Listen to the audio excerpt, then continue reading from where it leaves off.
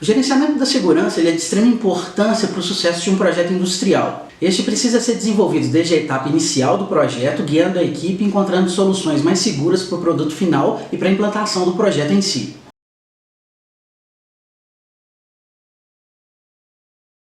O ambiente de implantação de projetos industriais está normalmente sujeito a diversos tipos de risco, incluindo riscos de acidentes que ameaçam a vida dos envolvidos no projeto. Dessa forma, o gerenciamento de segurança nesse tipo de projeto deve possuir dois focos diferentes: a segurança na implantação do projeto e a segurança do produto gerado ao final do mesmo. No caso de projetos industriais, a segurança das instalações produtivas. Dessa forma, se nós olharmos para a segurança do trabalho do ponto de vista do ciclo de vida do projeto, nós temos as seguintes atuações.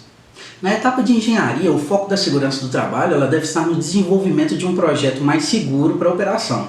Deixar de considerar questões de segurança nesse ponto pode gerar complicações futuras para os operadores. Além disso, ao se elaborar o projeto, deve-se pensar não somente no produto gerado, mas também nos meios de construção, facilitando as atividades de implantação. Na etapa de suprimentos, o foco da segurança está em garantir contratualmente que as questões de segurança serão observadas, assim como seus requisitos, tanto na compra de equipamentos e materiais, quanto na contratação de serviços. Já na etapa de construção e montagem, o foco da segurança deve estar nos serviços prestados. A fase de construção e montagem é que envolve a maior gama de recursos, esses necessários para a execução das atividades que normalmente envolvem muitos riscos. Essa é uma fase que envolve uma proximidade muito grande da equipe de segurança, a qual deve atuar de maneira efetiva. Por fim, na fase de comissionamento startup, o gerenciamento de segurança consiste no planejamento da execução segura dos testes a serem realizados, considerando nos procedimentos utilizados todas as ações preventivas necessárias. Para a consideração dos requisitos de segurança na elaboração do projeto da planta, é fundamental que os responsáveis sejam envolvidos e que a equipe seja orientada a conhecer esses requisitos e aplicá-los no projeto. Uma ferramenta importante para a tratativa dos riscos nessa etapa é o HAZOP. A sigla HAZOP significa Hazard and Operability ou Hazard Operability Study, o que pode ser traduzido como estudo de risco e operabilidade. A aplicação do HAZOP pode se dar em diversas fases do projeto, podendo ser executado uma ou mais vezes ao longo de uma mesma fase. Porém, sugere-se aqui que o HAZOP seja aplicado no mínimo antes da finalização do projeto básico. Isso porque nessa etapa do processo de elaboração do projeto ele já está mais consolidado. Devido à complexidade dos sistemas abordados em projetos industriais, é comum que muitas questões relativas à segurança acabem por ser esquecidas na fase de projeto, o que não está necessariamente relacionado à falta de conhecimento da equipe. O HAZOP visa então revisar de forma sistemática cada ponto de processo por meio do envolvimento de uma equipe multidisciplinar que permite a visualização do projeto por meio de vários ângulos diferentes, o que não seria possível por meio de uma pessoa atuando de forma isolada. Para sua aplicação são utilizadas palavras guias, as quais permitem direcionar perguntas voltadas a desvios típicos nos parâmetros de processo.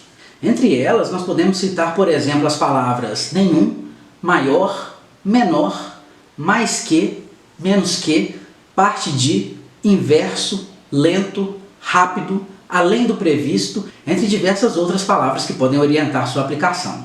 Uma questão importante sobre essas palavras é que elas podem ser adaptadas conforme a necessidade do projeto, embora essas apresentadas sejam comumente utilizadas. Desta forma, cada palavra-chave pode estar ligada a um desvio diferente dentro do processo, como por exemplo, nenhum pode significar a ausência de fluxo em um ponto do processo onde deveria existir. Mais de um aumento de determinado parâmetro em função do esperado para um equipamento ou componente. Parte de pode significar a utilização de apenas parte da capacidade total projetada para um item. Para que o uso dessas palavras guias façam sentido para a análise, elas têm que ser usadas em conjunto com um determinado parâmetro do processo. A junção entre a palavra guia e o parâmetro do processo vai me gerar uma pergunta e essa pergunta normalmente é utilizada para o levantamento dos riscos. Por exemplo, se eu utilizo a palavra guia nenhum, mais o parâmetro vazão, a pergunta resultante é o que acontece se nenhuma vazão for observada. Em um segundo caso, se eu utilizo a palavra guia maior, mais o parâmetro viscosidade, a pergunta que resulta é o que acontece se a viscosidade observada for maior que o normal. Já no caso da utilização da palavra guia menos, mais o parâmetro velocidade de reação, eu tenho a seguinte pergunta resultante. O que acontece se a velocidade de reação da mistura for menor do que o esperado? Antes da realização do HAZOP, alguns cuidados devem ser tomados, de forma que todas as informações sejam preparadas e que a reunião de análise siga sem imprevistos. A primeira coisa a se fazer é definir os limites do processo que será verificado. Essa definição ela visa determinar o escopo de análise bem como seus limites de bateria. Após essa definição, deve-se levantar as informações de entrada necessárias. Dentre elas, pode-se citar os fluxogramas de engenharia, que são fluxogramas que mostram, além do fluxo normal do processo, todos os instrumentos e mecanismos de controle que serão realizados. Por isso também são chamados de PNID, Process and Instrument Diagrams ou Pipe and Instrument Diagrams. Outro dado importante são os layouts da planta, que contém a posição dos equipamentos e as suas interligações dentro e fora das instalações. Os dados dos equipamentos contidos nas especificações técnicas e nas folhas de dados também são importantes, assim como a documentação de controle, como memorial descritivo de controle, lista de instrumentos e diagrama de configuração de sistemas. Além disso, é importante ter em mãos documentos relativos aos sistemas elétricos, como diagramas unifilares, que mostrem a distribuição de força na planta, lista de equipamentos elétricos, especificações, entre outros. Dependendo das características do projeto, outros documentos ainda podem ser utilizados, variando com o tipo de processo e o tipo de intervenção que está sendo realizada. Os processos, então, devem ser divididos em nós. Os nós eles representam pontos dos subsistemas desses processos e devem ser analisados um a um. Cada nó terá os seus parâmetros específicos, cabendo à equipe de análise definir quais palavras-guias são válidas para cada um deles. O processo de análise ele dá-se início com a abertura da reunião. Essa reunião ela deve envolver uma equipe multidisciplinar e um moderador. O moderador ele é responsável por ditar o ritmo da análise, além de atuar para que essas sejam realizadas em um nível de profundidade adequado, evitando análises superficiais e incompletas. Após o início da reunião, devem ser determinados os nós para serem estudados. Esses podem seguir o próprio fluxo do processo.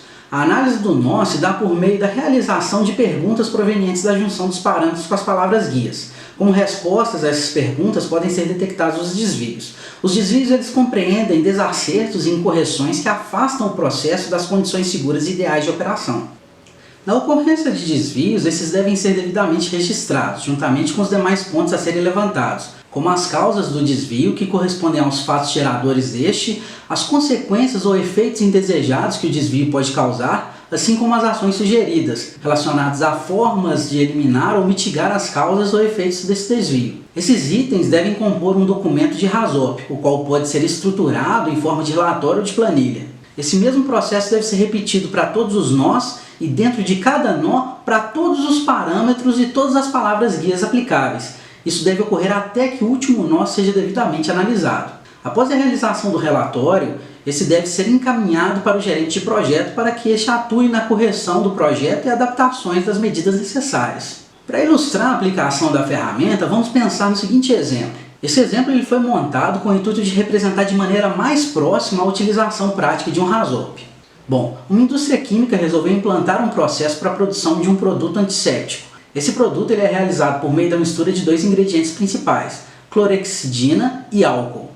A parte do processo que será analisada, ela corresponde ao processo de mistura dessas duas soluções, assim como se segue. As duas soluções elas são provenientes de uma área de abastecimento e ficam inicialmente dispostas em dois tanques de estocagem, um primeiro contendo álcool e um segundo contendo a clorexidina.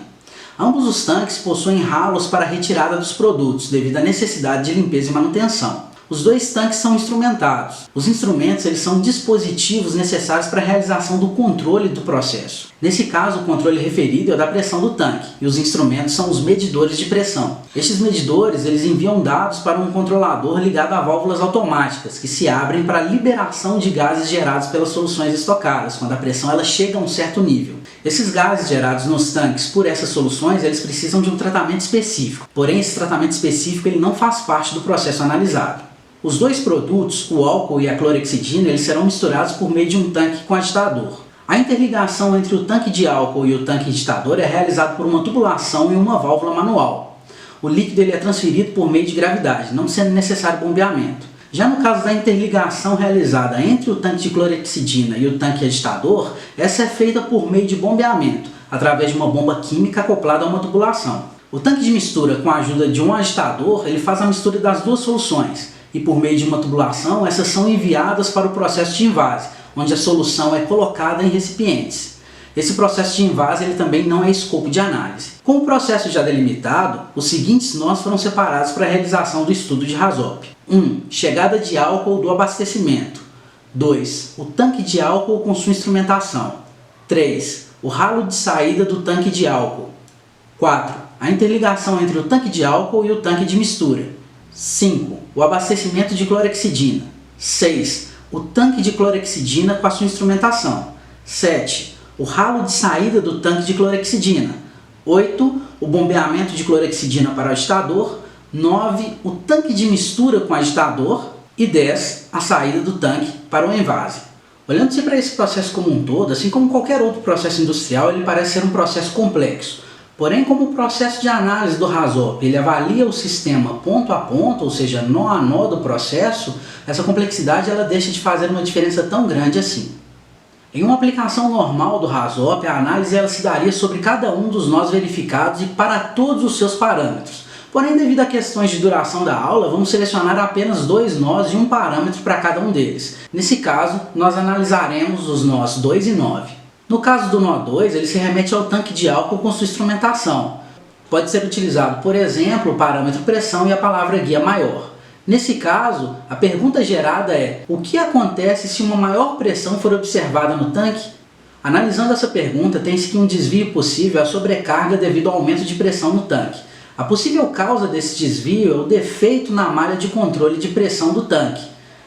Ela pode estar relacionada tanto à detecção do nível de pressão, o controle ou o acionamento da válvula. Nesse caso, o efeito previsto seria a liberação de álcool para o ambiente. Dadas as características desse produto, pode haver riscos graves como de incêndio ou explosão. Para tal, a ação sugerida é a utilização de redundância de controle, ou seja, a adaptação de mais níveis de controle independentes, de forma que se o controle primário falhar, outros possam ser utilizados. Nesse caso, sugere-se a redundância tripla, o que significa que a pressão será controlada em 3 níveis diferentes. Embora só tenhamos analisado uma palavra guia para esse parâmetro, todas as palavras sugeridas elas devem ser analisadas.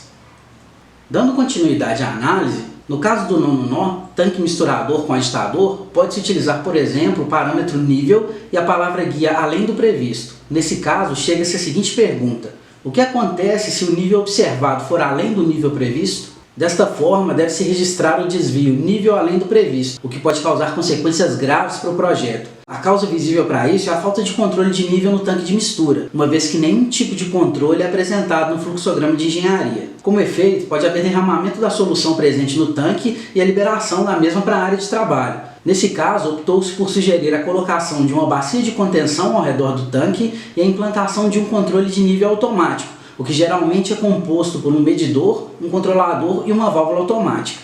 No caso, quando o nível da solução do tanque estiver maior que o planejado, o medidor de nível ele manda um sinal para o controlador, o qual fecha automaticamente as válvulas de alimentação, impedindo o aumento do nível. Caso essa medida falhe, a bacia de contenção ela pode diminuir o impacto.